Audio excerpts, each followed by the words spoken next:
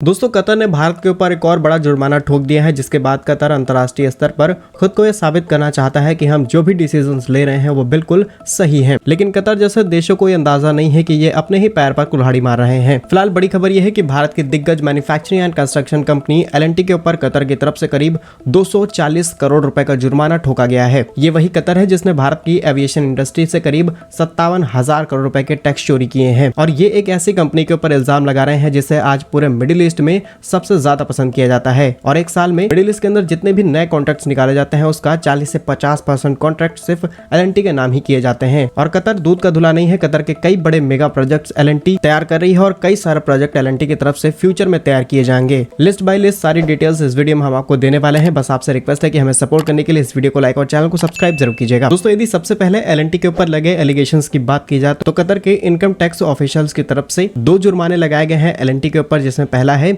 111 करोड़ रुपए का और दूसरा है 127 करोड़ रुपए का। जहां पर कतर इनकम टैक्स ऑफिसर का कहना है कि स्टॉक एक्सचेंज की दी गई जानकारी के अनुसार यहां पर एल&टी के ऊपर टैक्सेस को चोरी करने के इल्जाम लगाए गए हैं। जहां ये जुर्माना अप्रैल 2016 से लेकर के 2017 और 2017 अप्रैल से लेकर के 2018 के बीच के पीरियड में लगाए गए हैं। और ऐसा पहली बार नहीं है, एल&टी के ऊपर भारत की तरफ से ऐसे केसेस लगाए जा चुके हैं। जहां पर रिजर्व बैंक ऑफ इंडिया ने पिछले महीने ही एल&टी के ऊपर कुछ रूल्स को वायलेशन करने के लिए करीब 2.50 करोड़ रुपए का जुर्माना लगाया था। लेकिन कुछ समय बाद इन जुर्मानों के खिलाफ अपील दायर की जाती है, जहां कुछ समय बाद ये पूरी तरीके से सॉल्व हो जाते हैं। और अब आइए कतर का इतिहास खोलते हैं। कतर ने भारतीय कंपनी के खिलाफ 240 करोड़ रुपए का जुर्माना लगाया है, लेकिन 57,000 करोड़ रुपए की जीएसटी की चोरी की है। इसके बारे में पिछले कई वीडियोस में हम आपको बता चुके हैं, जहां पर अप्रैल 2020 से लेकर के सितंबर 2023 तक के बीच में कतर ने 57,000 करोड़ रुपए की जीएसटी चोरी की है। असल में कुछ बिल्स की पेमेंट भारत के अंदर कतर एयरवेज की तरफ से की जानी थी, लेकिन कतर एयरवेज अपने हेड ऑफिस भारत से न कर करके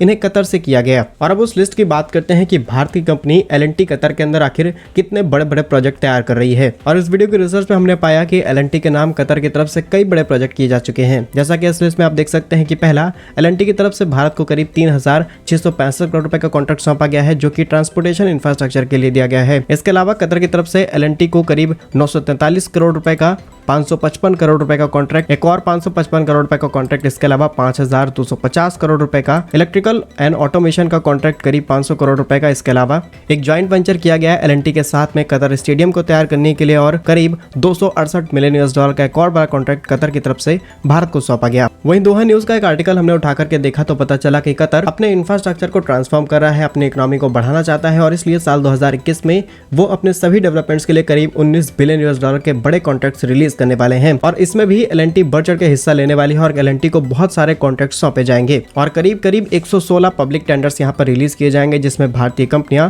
बढ़ चढ़ के पार्टिसिपेट करेंगी। इसके अलावा रिसर्च के टाइम हमें एक और लिस्ट मिली, जहां पर ये सभी कॉन्ट्रैक्ट आप देख सकते हैं, ये सभी एल&टी की तरफ से कतर के अंदर तैयार किए गए हैं। और अब इस वीडियो का सबसे इंपॉर्टेंट पार्ट, जहां पर फाइनेंशियल ईयर 2023 और 24 के पहली छमाही के बीच मिडिल ईस्ट से भारतीय कंपनी एल&टी को करीब 41% कॉन्ट्रैक्ट सौंपे गए हैं। और बताया जा रहा है कि साल 2023 खत्म होने से पहले पूरे मिडिल ईस्ट से करीब 32% कॉन्ट्रैक्ट सिर्फ एल&टी के नाम किए जाएंगे। और इन कॉन्ट्रैक्ट्स की टोटल ऑर्डर वैल्यू करीब 4,50,700 करोड़ रुपए होने वाली है। जहां एक तरफ कतर की बात की जाए तो कतर ने भारत के एक्स नेवी ऑफिसर्स को जिस तरीके से डेथ पेनल्टी की सजा सुनाई है, और अब भारतीय कंपनी एल&टी को टैक्स चोरी के इल्जाम में आगे किया गया है। अब हम आपसे सवाल पूछते हैं कि इन सब चीजों को लेकर के भारत की तरफ से क्या प्रतिक्रिया देनी चाहिए, कमेंट बॉक्स में जरूर लिखिएगा। भारत कैसे ही यूजफुल इन्फॉर्मेटिव वीडियोस पाने के लिए आप हमारे YouTube चैनल को सब्सक्राइब जरूर कर लीजिए। मिलेंगे हम आपको एक नई और इंटरेस्टिंग वीडियो में, तब तक के लिए वंदे मातरम, भारत माता की जय।